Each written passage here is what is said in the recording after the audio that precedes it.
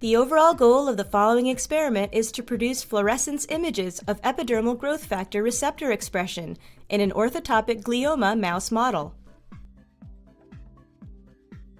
This is achieved by inoculating the left cerebral hemisphere of an athymic mouse with green fluorescent protein expressing human U251 glioma cells.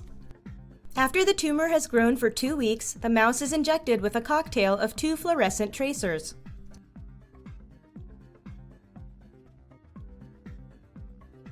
The mouse is then imaged on a small animal X-ray system to collect anatomical data necessary for accurate image reconstruction.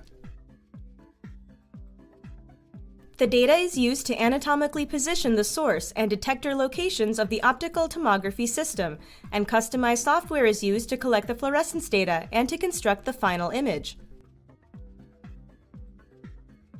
Ultimately, this method can construct an image of a tumor based on its overexpression of epidermal growth factor, using both fluorescence and X-ray imaging, the accuracy of which can be compared with contrast-enhanced magnetic resonance imaging.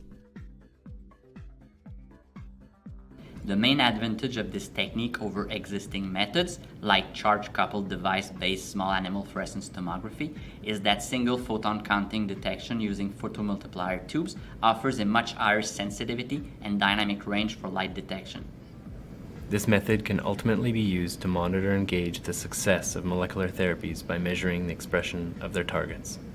While subcutaneous tumors are readily imaged with non-tomographic methods using surface imaging, this system is designed to image through tissue up to several centimeters thick, making it especially well suited to image contrast agent delivery and leakage into brain tumors. Though this method can provide insight